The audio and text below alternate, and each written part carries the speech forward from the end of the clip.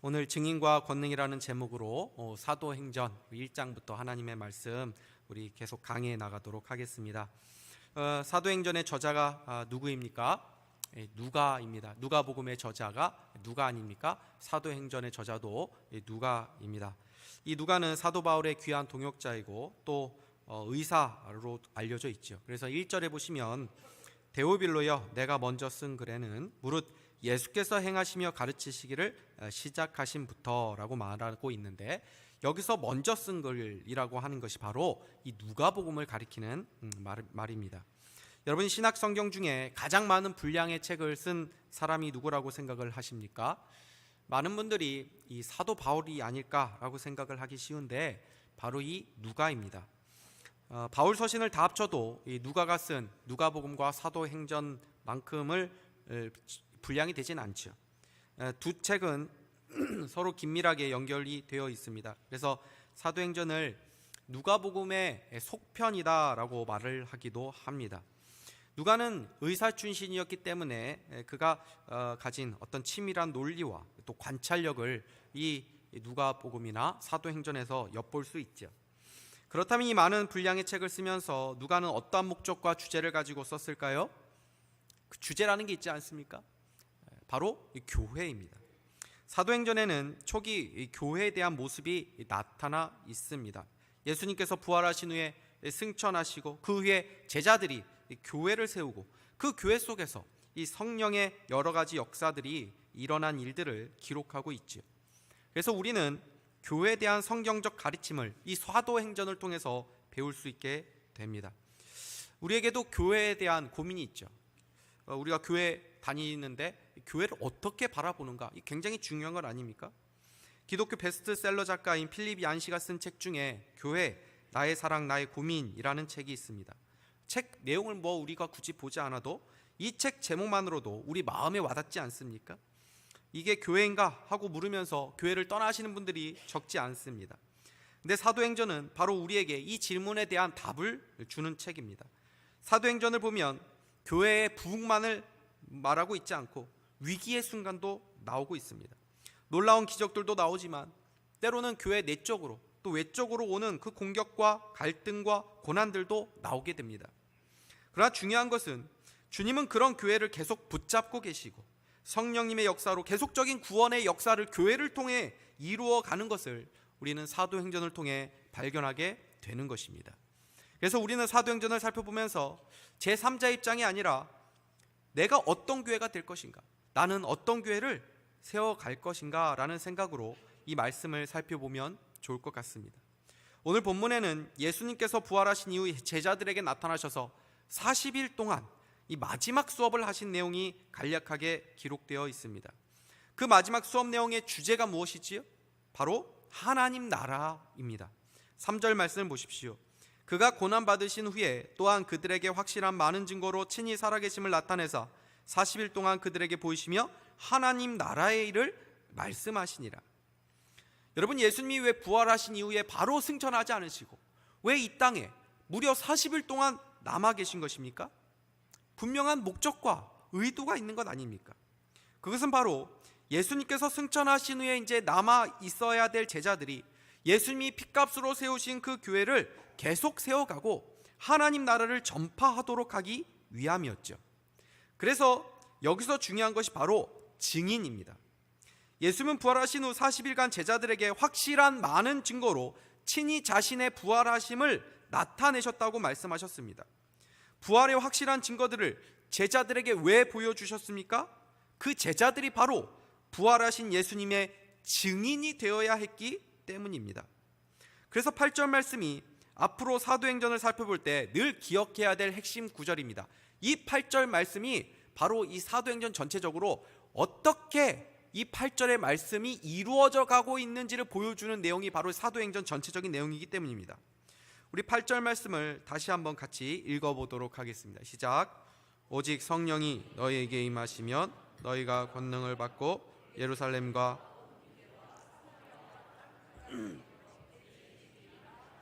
아멘. 여러분, 교회가 어떤 곳입니까? 주님이 교회를 세우신 이유가 무엇이죠? 바로 이 하나님의 나라를 전파하도록 하기 위함입니다.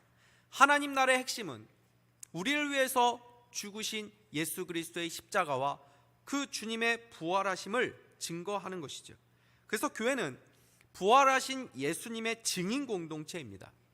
예수님은 40일 동안 부활을 하셔서 이 제자들에게 그 부활을 믿지 않을래야 믿지 않을 수 없도록 계속 확실한 많은 증거로 자신의 살아계심을 나타내 보이신 것입니다. 네, 여러분, 이 제자들이 어떤 제자들입니까? 예수님을 배신했던 제자들입니다. 예수님은 십자가 고난과 죽음 이후 이 제자들을 다시 찾아가셔서 부활의 증인이 되도록 확신을 주셨다는 것입니다. 3절 상반절 말씀을 다시 한번 보십시오. 그가 고난 받으신 후에 또한 그들에게 확실한 많은 증거로 친히 살아계심을 나타내사. 예수님은 고난 받으신 후에 제자들에게 나타나셔서 많은 증거들을 보여주시며 자신의 부활의 증인으로 세우셨다는 것입니다. 여기서 고난은 십자가의 고난과 죽음을 말하지요. 여러분, 이 주님의 고난에는 로마 병정들의 물리적인 고통만 있었던 것이 아니죠. 자신이 끝까지 사랑했던 제자들의 배신의 아픔도 있었습니다. 차라리 로마 병정들의 채찍과 모욕은 주님의 마음을 그렇게 아프게 하지 않았을 것 같습니다. 더 고통스러웠던 것은 자신이 사랑했던 제자들의 배신 아니었겠습니까? 근데 그 고난을 받으신 후에 누구를 다시 찾아갔다고요? 그 제자들을 다시 찾아가서 그들에게 확실한 많은 증거로 자신의 살아계심을 보여주며 부활의 증인으로 다시 세우셨다라는 것입니다. 여러분, 세상은 어떻습니까? 다른 인문을 찾아보지 않았겠습니까? 너희들은 글러 먹었구나. 내가 3년간 그렇게 잘해주었는데 어떻게 나를 이렇게 배신할 수 있냐? 사람은 역시 믿을 수 없는 존재구나 할 수 있죠. 그러나 주님은 다시 그런 제자들을 불러 모으시고 자신의 부활의 증인이 되도록 하기 위해 다시 세컨 찬스, 또 기회를 주시고 다시 세워주시고, 아니 오히려 더 큰 사명을 주시며 하나님 나라의 비밀을 가르쳐 주셨다는 것입니다. 여러분, 주님은 언제나 기회를 주시는 분임을 믿을 수 있기를 바랍니다. 우리를 결코 포기하지 않으시는 분입니다. 그러므로 결코 좌절하거나 낙심하지 마십시오. 자존감이 무너졌다고 절망하지 마십시오. 실패의 그 자리, 연약해서 넘어진 그 자리는 다 끝난 자리가 아닙니다. 주님이 우리에게 다시 기회를 주시는 분이십니다. 여러분, 우리가 언제 성장하게 됩니까? 다시 기회를 부여받았을 때입니다. 자녀들을 보십시오. 수많은 기회를 얻으면서 자라가는 것입니다. 저 역시 기회를 박탈당하고 저를 가망 없는 사람으로 여겼다면 저는 지금보다 훨씬 더 열등하고 패배의 의식에 빠진 모습으로 살아가고 있었을 것입니다. 우리 모두 주님으로부터 끊임없이 기회를 부여받고 살아가는 인생들 아닙니까? 주님은 새로운 인물을 찾아서 증인으로 세우신 것이 아니라 그 실패한 제자들, 그 배신한 제자들을 다시 찾아가셨습니다. 그래서 예수님께서는 실패가 없죠. 예수님이 만약 새로운 제자들을 찾아가셨다면 처음 예수님이 선택한 그 선택은 실패로 끝나는 것 아닙니까? 주님이 여러분들을 택하신 줄 믿으시기를 바랍니다. 그렇다면 주님은 실패하시는 분이 아니기 때문에 우리의 인생도 결코 실패하지 않는 줄 믿으시기를 바랍니다. 사도행전을 통해서 우리가 보게 되는 것이 무엇입니까? 오히려 그 실패의 경험, 그 넘어짐의 경험이 훨씬 더 제자들을 능력 있는 증인으로 세우는 재료가 되었다는 것입니다. 우리의 실패, 우리의 상처, 심지어 우리들의 죄까지도 주님은 우리를 더 멋진 주님의 증인으로 세우는 아름다운 재료로 만들어 가시는 줄 믿으시기를 바랍니다. 예수님께서 이제 40일의 훈련을 마치시고 승천을 앞두고 계십니다. 그때 주님이 제자들에게 한 가지 지시를 내리시죠. 4절 말씀을 우리 같이 한번 읽어보도록 하겠습니다. 시작. 사도와 함께 모이사 그들에게 분부하여 이르시되 예루살렘을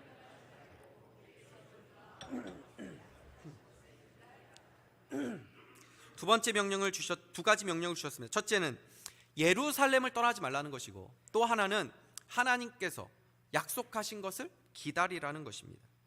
여러분, 이 명령은 단순한 명령이 아닙니다. 주님은 제자들에게 예루살렘을 떠나지 말라고 말씀하십니다. 여러분, 제자들에게 이 예루살렘은 어떤 곳입니까? 그들이 머물기 좋아하는 곳이었습니까? 그렇지 않죠. 예수님이 로마 병정에 이끌려서 십자가에 달려가셨을 때 제자들은 하나같이 예루살렘을 다 떠났습니다. 제자들에게 예루살렘은 희망이 꺾여진 곳입니다. 실패의 장소요.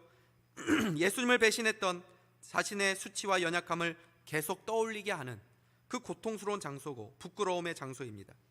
예루살렘은 그들에게 안전한 곳도 아닙니다.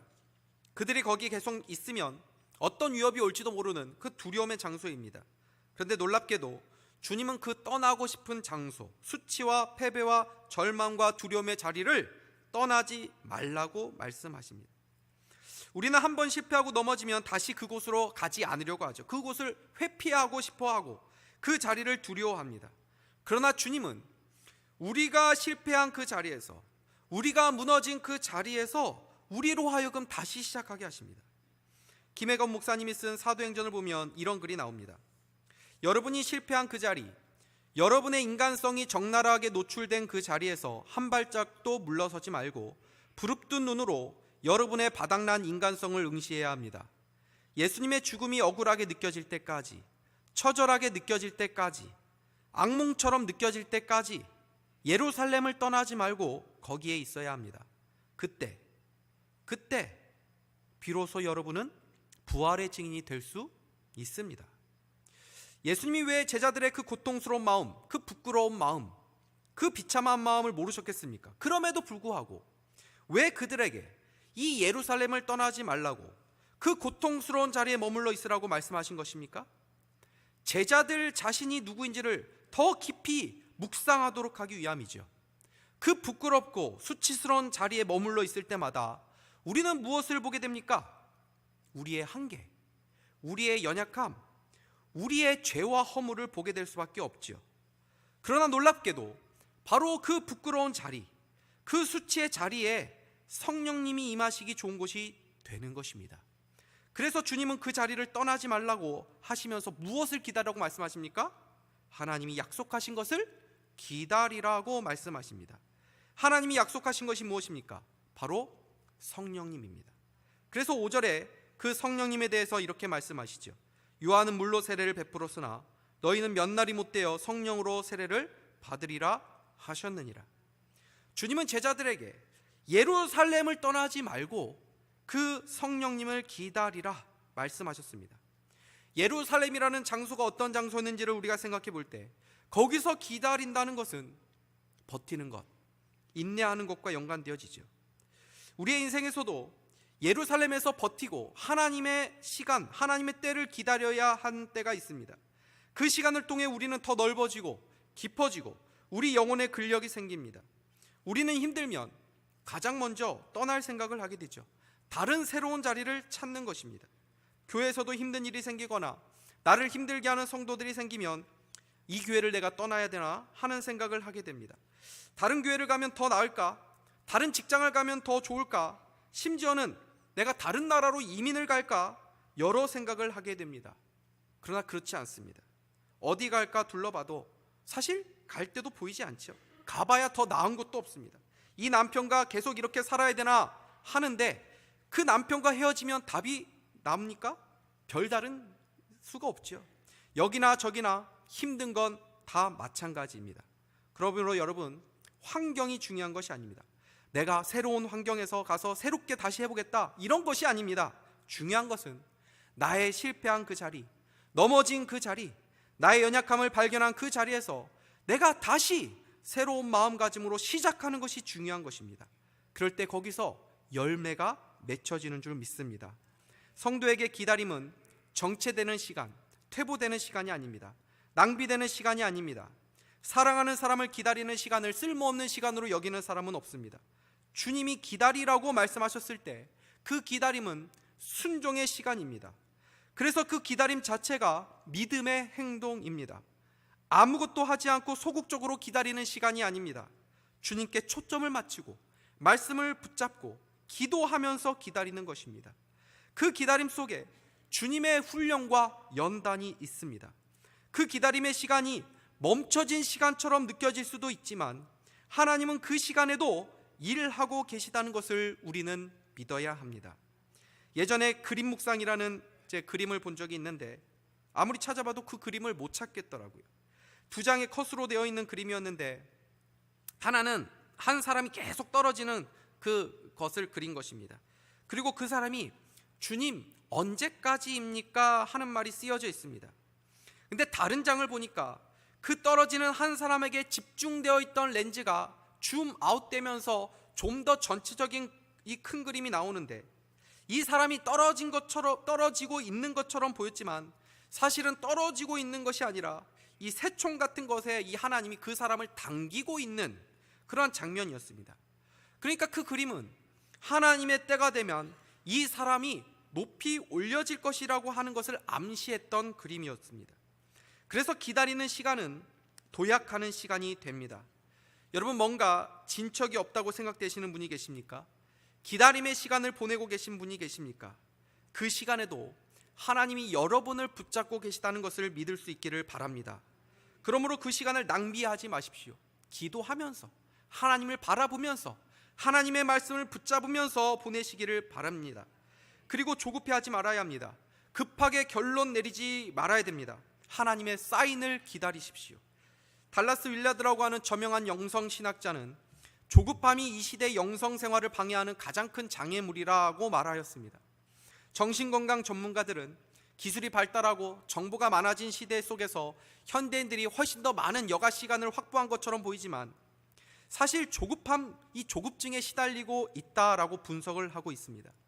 그래서 시편에서도 가만히 있어라 라는 표현이 많이 등장하죠. 너희는 가만히 있어 내가 하나님됨을 알지어다. 우리에게 이 기다림의 시간이 요구될 때가 있습니다. 너무 쉽게 주님의 뜻이라고 말하지 말아야 되고, 너무 쉽게 주님의 뜻이라고 단정짓지도 말아야 됩니다. 처음에 든 나의 생각들, 불현듯 떠오르는 생각들을 자칫 성령의 생각이나 음성으로 지나치게 해석해서도 안 됩니다. 내 생각, 내 뜻, 내 판단을 내려놓고 주님의 뜻을 묻고 구하는 시간을 가져야 합니다. 기다리면 하나님은 확신 가운데 우리를 인도해 주실 것입니다. 언제나 우리의 감정, 나의 육식적인 생각을 앞세우지 말고 하나님의 말씀을 붙잡고 그분의 시간을 기다릴 수 있는 믿음의 성도들 될 수 있기를 주님의 이름으로 축복합니다. 마지막으로 그들이 증인되기 위해 필요한 것은 성령의 권능이었습니다. 8절 말씀을 다시 한번 보겠습니다. 오직 성령이 너에게 임하시면 너희가 권능을 받고 예루살렘과 온 유대와 사마리아와 땅끝까지 이르러 내 증인이 되리라 하시니라. 여러분, 우리가 많이 오해하는 것 중에 하나가 바로 이 성령의 능력, 권능에 대한 것입니다. 많은 분들은 성령의 능력을 어떤 이 보여지는 현상으로 생각할 때가 많이 있습니다. 신비로운 은사나 어떤 기적을 떠올리기도 합니다. 그러나 성령의 능력은 대단하게 보여지는 어떤 현상들을 일으키는 능력이 아닙니다. 성령의 능력은 하는 일마다 잘 되게 하고 모든 것을 다 성공하게 만드는 그런 능력이 아닙니다. 오늘 8절 말씀을 다시 한번 보십시오. 권능을 받으면 어떻게 된다고 말씀합니까?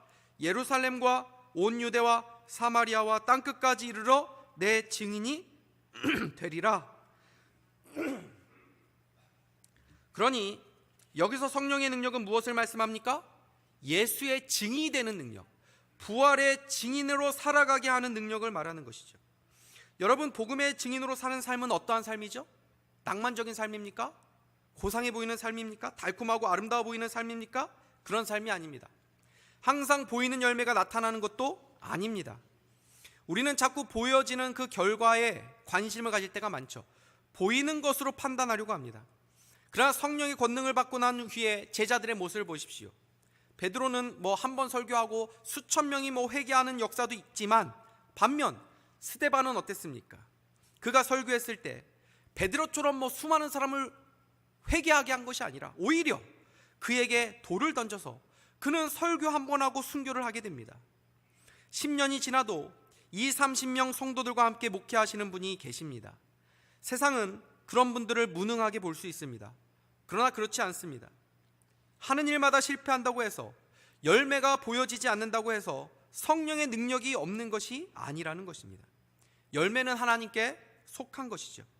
증인의 삶은 오히려 열매와 상관없이 그 부르심의 자리, 그 순종의 자리, 그 사명의 자리에서 계속 지속하게 하는 능력입니다. 열매가 아니라 존재 자체입니다. 기독교 역사를 보십시오. 하나님의 사람들의 이야기를 보십시오. 순교의 역사 아닙니까? 순교처럼 가장 어리석고 열매 없어 보이는 일이 어디 있습니까? 짐 엘리엇 선교사를 아시지요? 그분의 이야기가 전능자의 그늘이라는 책으로도 나왔고 창끝이라는 영화로도 만들어졌습니다. 그는 명문 휘튼 대학을 수석으로 졸업한 수지였습니다. 그러나 그 모든 것을 다 뒤로 하고 그는 에콰도르에 선교사로 가기 위해서 준비를 합니다. 그리고 가장 잔인하기로 유명한 아우카족들이 사는 그 섬에 경비행기를 타고 도착했을 때 제대로 복음 한번 전하지 못하고 창에 찔려 순교하게 됩니다. 많은 사람들이 불필요한 낭비였다라고 조롱을 했습니다. 그때 그의 아내가 남편의 죽음은 낭비가 아니라 바로 이 시간을 위해 살아온 것이라고 말을 하고 그녀 역시도 남편의 뒤를 이어서 남편을 죽였던 그 부족을 찾아가게 됩니다. 훗날 남편을 죽인 그 5명의 그 아우카 사람들은 모두 예수님을 영접했을 뿐 아니라 4명은 목사가 되고 1명은 전도자가 되고 그 마을 전체에는 복음이 전파되게 됩니다. 여러분, 성령의 능력이 무엇입니까? 보여지는 어떤 것이 아닙니다. 열매가 보여지지 않아도 증인으로 살아가는 그 삶 자체가 능력입니다. 성령님이 여러분 안에 계신 줄 믿으시기를 바랍니다. 예수 그리스도를 주로 고백한 자들에게는 성령님이 함께 하신다고 말씀하셨기 때문입니다. 우리는 지금 무엇을 위해 살아가고 계십니까? 여러분이 무슨 직업 또 무슨 일을 하고 있던지 간에 그것이 중요한 것이 아니라 중요한 것은 복음의 증인으로 살아가는 것입니다. 상황이 중요한 것이 아닙니다. 나의 처지와 형편이 비록 어려워도 낙심하지 마십시오. 부끄러운 그 자리에 있어도 떠나지 마십시오. 그 자리에서 다시 새로운 마음으로 증인의 삶을 살아가면 됩니다. 성령의 능력은 살아내게 하고 버티고 인내하고 기다리게 하는 힘입니다. 이 능력을 구하시면 됩니다. 나의 예루살렘의 자리에서 열매가 보이지 않는다 하더라도, 여전히 답답하고 변화되지 않는 그런 상황 가운데 있다 하더라도 이 성령의 능력을 다시 강구하여 이 성령의 능력을 다시 힘입어서 다시 일어나 주의 증인의 삶을 살아가는 저와 여러분 다 될 수 있기를 주님의 이름으로 축복합니다. 기도하겠습니다. 하나님 아버지, 감사합니다. 오늘 말씀을 통해서 오늘도 부활의 주님이 우리에게도 찾아와 다시 말씀하여 주신 줄 믿습니다. 다시 일어나 부활의 증인의 삶을 살아가는 저희 모두가 되게 하여 주옵소서. 예수 그리스도의 이름으로 기도하옵나이다. 아멘. 찬송가